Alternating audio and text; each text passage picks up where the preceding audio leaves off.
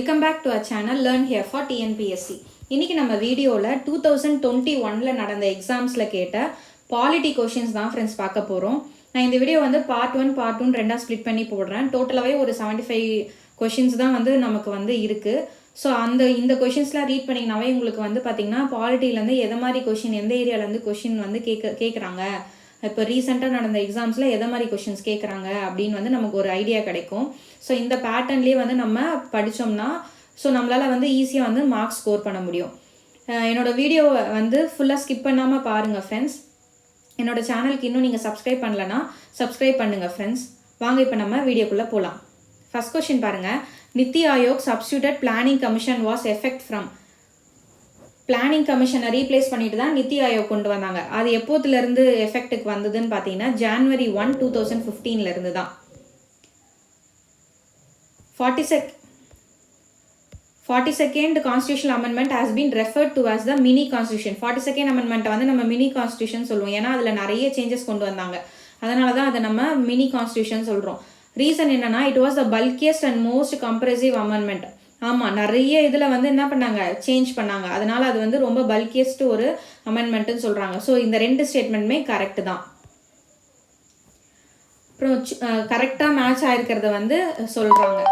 National எமர்ஜென்சியோட article 352, okay. State emergency 356, financial emergency 360. War எமர்ஜென்சின்னு ஒரு எமர்ஜென்சி இல்லவே இல்லை. ஸோ நமக்கு இந்தியாவில் வந்து பார்த்திங்கன்னா மொத்தமே 3 டைப் ஆஃப் எமர்ஜென்சி தான் இருக்குது. ஒன்று நேஷனல் எமர்ஜென்சி, ஒன்று ஸ்டேட் எமர்ஜென்சி, இன்னொன்று ஃபைனான்ஷியல் எமர்ஜென்சி தான். அடுத்து, when do we celebrate international human rights day every year? எல்லா இயரும் எப்போ ஹியூமன் ரைட்ஸ் டே செலிப்ரேட் பண்ணுறோன்னா 10th December தான். ஏன் அந்த டேட்டை வந்து நம்ம செலக்ட் பண்ணியிருக்காங்க அப்படின்னு பார்த்தீங்கன்னா, 1948ல் யூஎன் ஜென்ரல் அசம்பிளியில் வந்து பார்த்திங்கன்னா யூனிவர்சல் டிக்ளரேஷன் ஆஃப் ஹியூமன் ரைட்ஸை வந்து பார்த்திங்கன்னா அக்செப்ட் பண்ணாங்க, டிக்ளேர் பண்ணாங்க. ஸோ அதனால தான் 10th December வந்து நம்ம இன்டர்நேஷ்னல் ஹியூமன் ரைட்ஸ் டே அப்படின்னு வந்து செலிப்ரேட் பண்ணுறோம். எல்லா நாடுகளுமே 10th December தான் செலிப்ரேட் பண்ணுறாங்க. Who among the following recommends to the parliament for the abolition of legislative council in a state? ஒரு ஸ்டேட்டில் லெஜிஸ்லேட்டிவ் கவுன்சிலை அபாலிஷ் பண்ணுறதுக்கு யாரெல்லாம் ரெக்கமெண்டேஷன் கொடுக்கணும் பார்லிமெண்ட்டுக்குன்னு பார்த்தீங்கன்னா, legislative assembly of the concerned state. அந்த ஸ்டேட்டோட லெஜிஸ்லேட்டிவ் அசம்பிளி மெம்பர்ஸ் தான் வந்து பார்த்திங்கன்னா என்ன பண்ணோம், பார்லிமெண்ட்டுக்கு ரெக்கமெண்ட் பண்ணோம், எங்களுக்கு தேவையில்லை லெஜிஸ்லேட்டிவ் கவுன்சில் அப்படின்னு சொல்லிட்டு. அடுத்தது, supreme court judges has been appointed by the president in consultation with. Supreme court ஜட்ஜஸ்லாம் யார் அப்பாயிண்ட் பண்ணுறாங்க? பிரசிடென்ட் தான் அப்பாயிண்ட் பண்ணுறாங்க. அவர் டேரெக்டாக யாரை வேணால் அப்பாயிண்ட் பண்ணிடுவாரா? கிடையாது. அவர் யார்கிட்ட கன்சல்ட் பண்ணுவாருன்னு பார்த்தீங்கன்னா, சீஃப் ஜஸ்டிஸ் ஆஃப் இந்தியா வந்து அவரோட தலைமையில் ஒரு கொலிஜியம் இருக்கும். அந்த கொலிஜியம் சொல்கிறவங்கள தான் சுப்ரீம் கோர்ட் ஜட்ஜாக வந்து பிரசிடென்ட் அப்பாயிண்ட் பண்ணுவார். அடுத்து பாருங்கள். Under which one of the following constitution amendment act 4 languages are included under 8th schedule of the Indian constitution thereby number of official language up to 22. Okay, இந்த 4 லாங்குவேஜும் போடி, டோக்ரி, மைத்லி, சாந்தாலி, இது 4ம் எந்த அமெண்ட்மெண்ட்டில் add பண்ணாங்கன்னு கேட்குறாங்க. So இதுக்கு முன்னாடி இதனோட டீட்டெயில்ஸ் பார்ப்போம். நம்ம இதில் ஒரு ஷார்ட்கட்டும் நான் உங்களுக்கு சொல்லித்தரேன். மொத்தம் 22 லாங்குவேஜஸ் இருக்குன்னு பார்த்தோம் இல்லையா? இனிஷியலாக மொத்தம் 14 லாங்குவேஜஸ் தான் இருந்தது. அதுக்கப்புறமா தான் அமெண்ட்மெண்ட்ஸ் கொண்டு வந்து 22 லாங்குவேஜாக ஆச்சு. அது என்ன, மொத்தமே வந்து 3 அமெண்ட்மெண்ட் தான் இந்த லாங்குவேஜுக்காக கொண்டு வந்திருப்பாங்க. ஃபர்ஸ்ட் அமெண்ட்மெண்ட் வந்து 21st amendment, 21st constitutional amendment. அந்த இயர் வந்து 1967ல். செகண்ட் கான்ஸ்டியூஷனல் அமெண்ட்மெண்ட் இதுக்கு லாங்குவேஜ்க்காக போட்டது வந்து 71st கான்ஸ்டியூஷனல் அமெண்ட்மெண்ட். அதனுடைய இயர் வந்து 1992. ஸோ மூணாவதாக போட்ட கான்ஸ்டியூஷனல் அமெண்ட்மெண்ட் வந்து பார்த்தீங்கன்னா 92 கான்ஸ்டியூஷனல் அமெண்ட்மெண்ட். ஸோ உங்களுக்கு என்ன இதில் ஷார்ட்கட்னா 21 + 71 என்ன வரும், 92 வரும். ஸோ தேர்ட் அமெண்ட்மெண்ட் வந்து 92, அதனுடைய இயர் வந்து 2003. இந்த லாங்குவேஜ்க்கான அமெண்ட்மெண்ட்ஸ் வந்து இதுதான். அதுக்கப்புறம் கிளாசிக்கல் லாங்குவேஜ் பற்றி நம்ம பார்ப்போம். மொத்தம் 6 கிளாசிக்கல் லாங்குவேஜ் வந்து இருக்குது. அதில் அது என்னென்னு பார்த்தீங்கன்னா, தமிழ் அது எந்த வருஷம் அதை கிளாசிக்கல் லாங்குவேஜாக டிக்ளேர் பண்ணாங்கன்னா 2004ல், சான்ஸ்கிரிட்டு 2005ல், கன்னடா வந்து 2008ல், தெலுங்கு வந்து 2008ல், மலையாளம் 2013ல், ஒடியா வந்து 2014. ஸோ மொத்தம் 6 கிளாசிக்கல் லாங்குவேஜ் தான் இருக்குது. இதுவுமே வந்து மேட்ச் த ஃபாலோயிங்கில் கேட்க நிறைய சான்ஸ் இருக்குது ஃப்ரெண்ட்ஸ். அதால் தான் நான் இந்த வீடியோவில் இன்க்ளூட் பண்ணியிருக்கேன். அடுத்து, voting age in general election was reduced from 21 years to 18 by the, okay, அதுக்கு முன்னாடியில் 21 வயசு இருந்தால் தான் ஓட்டு போட முடியும். இப்போ அதை வந்து 18 yearsஆக வந்து குறைச்சிருக்காங்க. அது எந்த அமெண்ட்மெண்ட்லன்னு பார்த்தீங்கன்னா 61st அமெண்ட்மெண்ட்டில் தான். எந்த வருஷம்னு பார்த்தீங்கன்னா 1989ல். which Lok Sabha election has had the VVPAT was came into existence. விவிபேட்ன்றது வந்து என்னன்னா, நீங்கள் ஆல்ரெடி ஓட்டு போட்டுருக்கீங்க அப்படின்னா உங்களுக்கு தெரிஞ்சிருக்கும். நம்ம ஓட்டிங் மிஷினில் ஓட்டு என்ட்ரு பண்ணதுமே பக்கத்தில் ஒரு மிஷினில் ஒரு ஸ்லிப்பு வரும். நம்ம வந்து ஸ்லிப்பு வந்து நமக்கு அந்த கண்ணாடியில் வந்து நமக்கு தெரியும் நம்ம யாருக்கு ஓட்டு போட்டோமோ அந்த சிம்பிளோட வந்து வரும், ஓட்டு சீட்டு வந்து வரும். ஓகேங்களா, அதுதான் வந்து விவிபேட். நம்ம போட்டது கன்ஃபார்ம் பண்ணிக்கிறோம் அதில் பார்த்து தான். ஓகேங்களா, ஸோ அதனுடைய ஃபுல் ஃபார்ம் என்ன அப்படின்னு பார்த்தீங்கன்னா, voter verifiable paper audit trail. என்னது? Voter verifiable paper audit trail தான் விவிபேட்டோட ஃபுல் ஃபார்ம். இது எந்த எலெக்ஷன்லேருந்து நடைமுறை கொண்டு வந்தாங்கன்னு பார்த்தீங்கன்னா 2014 லோக்சபா எலெக்ஷன்லேருந்து தான் இந்த விவிபேட்டை வந்து நடைமுறை கொண்டு வந்திருப்பாங்க. 2014லேயே வந்து எல்லா கான்ஸ்டியூஷன்ஸ்க்கும் கொண்டு வரல, ஒரு சில இடத்துக்கு மட்டும் தான் அதை இம்ப்ளிமெண்ட் பண்ணாங்க. According to Constitutional Act 338A, which commission was set up with effect from 19th February 2004. Constitutional Act 338A நமக்கு வந்து என்ன தெரியணும் அப்படின்னு பார்த்தீங்கன்னா, national commission for scheduled tribes தான். So 338A national commission for schedule ST தான் நமக்கு ஞாபகம் வரணும். அப்புறம் ப்ரீஎம்பிளோட ஆர்டர், இது வந்து பார்த்தீங்கன்னா டிஎன்பிஎஸ்சியோட ஒரு ரொம்ப ஃபேவரட்டான கொஷின். நிறைய டைம் இந்த கொஷின் வந்து ரிப்பீட் பண்ணியிருக்காங்க டிஎன்பிஎஸ்சியில். ஸோ இந்த ஆர்டர் நம்மளோட ப்ரீஎம்பிளில் எந்த ஆர்டரில் இருக்குன்னு பார்த்தீங்கன்னா, சவரிஜின், சோஷியல், செக்குலர், டெமோக்ராட், ரிபப்ளிக்கன், இந்த ஆர்டரில் தான் இருக்கும். Which of the following is the judiciary for Maharashtra and Goa? மகாராஷ்டிராக்கும் கோவாக்கும் சேர்த்து ஒரே ஒரு ஹைகோர்ட் தான் இருக்குது. அது எந்த ஹைகோர்ட்டுன்னு பார்த்தீங்கன்னா மும்பை ஹைகோர்ட்டு தான். அதே மாதிரி மெட்ராஸ் ஹைகோர்ட் வந்து பார்த்தீங்கன்னா தமிழ்நாடுக்கும் பாண்டிச்சேரிக்கும் சேர்த்து தான் மெட்ராஸ் ஹைகோர்ட் வச்சுருக்காங்க. Which feature of the Indian Constitution stipulates that it shall be the duty of every citizen of India to develop the scientific temper, humanism, spirit of inquiry and reform? எதில் வந்து இதெல்லாம் சொல்லியிருக்காங்கன்னா fundamental டியூட்டிஸில் தான் இதெல்லாம் சொல்லியிருக்காங்க. கண்டிப்பாக இது வந்து கேட்க சான்ஸ் இருக்குது ஃப்ரெண்ட்ஸ். ஏன்னா நமக்கு சயின்ஸில் வந்து பார்த்திங்கன்னா இந்த டாபிக்ஸ் வந்து இருக்கும். சயின்டிஃபிக் டெம்பர் அது மாதிரிலாம் நமக்கு சயின்ஸ் சிலபஸில் இருக்கும். ஸோ அதனால தான் இது வந்து சயின்ஸையும் பாலிட்டியும் லிங்க் பண்ணி இந்த கொஷின் வந்து கேட்டிருக்காங்க. அடுத்து 73rd amendment act for rural local bodies. Correct, 73rd amendment act தான் வந்து ரூரல் லோக்கல் பாடிஸ் வந்து கொண்டு வந்தாங்க. 74th என்ன பண்ணாங்க? அர்பன் லோக்கல் பாடிஸ் வந்து கொண்டு வந்திருப்பாங்க. இதனுடைய ரீசன் வந்து பார்த்தீங்கன்னா, democracy reached grass root level through local government. கரெக்டாக, டெமோக்ரஸி வந்து கிராஸ் ரூட் லெவல், அடிமட்ட லெவல் வரைக்கும் போச்சு. எது மூலயமானா இந்த லோக்கல் கவர்மெண்ட் மூலயமா தான். ஸோ இந்த போத் ஏ அண்ட் ஆர், அசிஸ்டன்ட் ரீசன் ரெண்டுமே வந்து கரெக்டு தான். லோக் அதாலத் வாஸ் இன்ட்ரடியூஸ்ட் இந்த இயர். எந்த இயரில் லோக் அதாலட் எடுத்துகிட்டு வந்தாங்கன்னு பார்த்தீங்கன்னா 1987 லீகல் சர்வீஸ் அத்தாரிட்டி ஆக்ட் அப்படின்ற ஆக்ட் போட்டு தான் இந்த லோக் அதாலத்தை வந்து கொண்டு வந்திருப்பாங்க. விச் ஆர்கனைசேஷன் இஸ் எக்ஸ்டெம் the right to information act. Right to நம்ம வந்து பார்த்திங்கன்னா ஆர்டிஐ ஆக்ட் மூலயமா எல்லா இது டிபார்ட்மெண்ட்டில் இருந்தும் நமக்கு தேவையான இன்ஃபர்மேஷன்ஸ் வந்து நம்ம தெரிஞ்சுக்கலாம். ஆனால் ஒரு சில டிபார்ட்மெண்ட்லேருந்து மட்டும் நம்ம வந்து தெரிஞ்சுக்க முடியாது. அது இதில் இருக்கிற எந்த டிபார்ட்மெண்ட் பார்த்தீங்கன்னா இன்டெலிஜென்ஸ் பியூரோ தான். எஜுகேஷன் டிபார்ட்மெண்ட் டீட்டெயில்ஸும் நம்ம தெரிஞ்சுக்கலாம், ஹைவேஸ் டிபார்ட்மெண்ட்ஸ் தெரிஞ்சுக்கலாம், கார்பரேஷன் ஆஃபீஸில் இருக்கிறதும் தெரிஞ்சுக்கலாம். ஆனால் இன்டெலிஜென்ஸ் பியூரோ, உளவுத்துறை இருக்குது பார்த்தீங்களா, அவங்கள பற்றி நம்ம எதாவது டீட்டெயில்ஸ் கேட்டோம்னா கண்டிப்பாக அதை வந்து ரிவீல் பண்ணவே மாட்டாங்க. அடுத்து, the reformation in England was started not by the theologian but by the king. ஓகேங்களா, இந்த இங்கிலாண்டில் நடந்த ரெஃபார்மேஷன்லாம் வந்து கிங்கால தான் வந்து நடந்தது அப்படின்னு வந்து சொன்னது யாருன்னு பார்த்தீங்க, எந்த கிங் பீரியட்லன்னு பார்த்தீங்கன்னா ஹென்ரி 8 பீரியடில் தான். அடுத்து, ஆன்டி டிஃபெக்ஷன் லாவை பற்றி சொல்லியிருக்காங்க. Independent member of the parliament can lose his eligibility if he votes for another political party against his own political party. இந்த இண்டிபெண்டன்ட் மெம்பர் வந்து இன்னொரு பார்ட்டிக்கு வந்து பார்த்திங்கன்னா ஓட் போட்டார்னா அவரோட இதை வந்து அவரை வந்து இழந்துருவாருன்னு சொல்கிறாங்க. ரீசன் வந்து member of the parliament and member of legislative assembly, MP, MLA, இவங்க 2 பேருமே அவங்களோட எலிஜிபிலிட்டியை வந்து இறந்துருவாங்க அவங்களுக்கு அகேன்ஸ்டாக இருக்கிற பொலிட்டிக்கல் பார்ட்டிக்கு வந்து அவங்க ஓட் பண்ணாங்கன்னா. ஸோ இது ரெண்டுமே வந்து ட்ரூ தான்.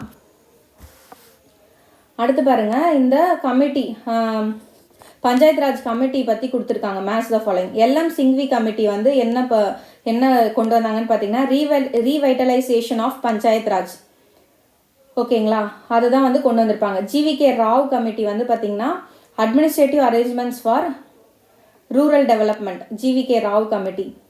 பல்வந்த் ராய் மேத்தா கமிட்டி பார்த்திங்கன்னா கம்யூனிட்டி டெவலப்மெண்ட் ப்ரோக்ராம். அடுத்து அசோக் மேத்தா கமிட்டி வந்து பார்த்திங்கன்னா revival and strengthening of panchayat raj system. இதில் நான் ஒரு ஷார்ட்கட் சொல்கிறேன், ஆர்டர் ஞாபகம் வச்சுக்க. பாருங்கள், பிஏ படித்தா குட் லக் இருக்குது. So first Balwant Rai Mehta committee, அடுத்து அசோக் மேத்தா கமிட்டி, அடுத்து ஜிவிகே ராவ் கமிட்டி, லாஸ்ட் தான் எல்எம் சிங்வி கமிட்டி. இந்த ஆர்டர் உங்களுக்கு கன்ஃபியூஷன் ஆகாமல் இருக்கிறதுக்கு தான் இந்த ஷார்ட்கட். பிஏ படித்தா குட் லக் இருக்குது. அடுத்து பாருங்க, which one of the following is offered by the election commission to a recognised political party. ஒரு பொலிட்டிக்கல் பார்ட்டி வந்து ரெகக்னேஷன் கொடுக்கணும்னா அவங்களுக்கு என்ன கொடுப்பாங்கன்னு பார்த்தீங்கன்னா எலெக்ஷன் சிம்பிள் தான் வந்து எலெக்ஷன் கமிஷன் வந்து கொடுப்பாங்க. Consider the following statement. The Indian fundamental rights are absolute. ஆமாம், இந்திய இது வந்து பார்த்திங்கன்னா முழுமையானையா, இந்திய அடிப்படை உரிமை வந்து பார்த்திங்கன்னா முழுமையானதான்னு பார்த்தீங்கன்னா கிடையாது. இதே ஃபண்டமெண்டல் ரைட்ஸ் ஆர் என்ஃபோர்ஸபிள், அதை வந்து நடைமுறைப்படுத்தக்கூடியது தான் இந்த ஃபண்டமெண்டல் ரைட்ஸ். நம்ம ஃபண்டமெண்டல் ரைட்ஸ் இல்லைன்னா நம்ம என்ன பண்ணலாம், கோர்ட்டில் போயிட்டு நம்ம கேஸ் போடலாம். ஸோ ஸ்டேட்மெண்ட் 2 தான் வந்து correct. Consider the following. The doctrine of eclipse is applied in relation to a pre constitutional law enacted before 26 January 1950. அதாவது இந்த டாக்ட்ரின் ஆஃப் எக்லிப்ஸ்ன்றது வந்து பார்த்தீங்கன்னா கான்ஸ்டியூஷன் நடைமுறைக்கு வராதுக்கு முன்னாடி போடப்பட்ட ஒரு கான்ஸ்டியூஷனல் லான்னு சொல்கிறாங்க. இது correct. The act is eclipsed when the constitution came into force and a shadow falls on it because it is inconsistent with the constitution. ஓகேங்களா? ஸோ ஆனால் வந்து கான்ஸ்டியூஷன் வந்து நடைமுறைக்கு வந்ததுக்கப்புறமா இது வந்து எதுக்கு கீழே வந்தது, நம்ம இந்தியன் கான்ஸ்டியூஷன் கீழவே வந்தது. ஸோ அதனால் இதுக்கும் நம்ம இந்தியன் கான்ஸ்டியூஷனுக்கும் ஒத்து போகலன்னு சொல்கிறாங்க. இந்த 2 ஸ்டேட்மெண்ட் தான் வந்து கரெக்டு. 3rd ஸ்டேட்மெண்ட் வந்து பார்த்திங்கன்னா தப்பு. All law govern by article 13(1) and 13(2) are pre constitution law. 13(1) 13(2) வந்து ப்ரீ கான்ஸ்டியூஷன் லாவாக கிடையாது. நம்ம இந்தியன் கான்ஸ்டியூஷனில் தான் இதை ஆட் பண்ணியிருப்பாங்க. அடுத்து parliamentary privileges are specified in article 105.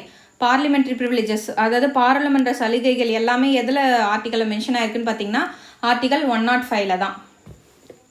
When was the legislative council in Tamil Nadu assembly abolished. எப்போ லெஜிஸ்லேட்டிவ் கவுன்சில் வந்து அபாலிஷ் பண்ணாங்கன்னா 1986 தான் அபாலிஷ் பண்ணாங்க. ஆனால் இதில் ஆன்சர் தப்பாக கொடுத்துருக்காங்க, ஏன்னு தெரியல. The following statement relates to the election of Indian president. Okay, எதில் இந்தியன் பிரசிடென்ட்டை எலெக்ட் பண்ணுறதுல எது தப்பான ஸ்டேட்மெண்ட்டுன்னு கேட்குறாங்க. he should be a citizen of India. Correct. ஆப்வியஸாக அவர் இந்தியன் சிட்டிசனாக இருக்கணும்னு சொல்கிறாங்க. he is elected by the member of 2 houses of parliament alone. கிடையாது. அவர் வந்து யாரெல்லாம் அவர் எலெக்ட் பண்ணுவாங்கன்னு பார்த்தீங்கன்னா இன்னும் நிறைய பேர் அவர் வந்து எலெக்ட் பண்ணுவாங்க. should not hold any office of profit. இதுவும் correct. he is elected by the member of electoral college. இதுவும் கரெக்ட். ஸோ 2 ஹவுஸோட எம்பிஸ் மட்டும் இவரை செலக்ட் பண்ண மாட்டாங்க. லெஜிஸ்லேட்டிவ் அதாவது எல்லா ஸ்டேட்டில் இருக்கிறோம் எம்எல்ஏஸும் அதெல்லாம் சேர்ந்து தான் வந்து என்ன பண்ணுவாங்க, பிரசிடெண்ட்டை வந்து எலெக்ட் பண்ணுவாங்க. Who was the architect of atomic research in India.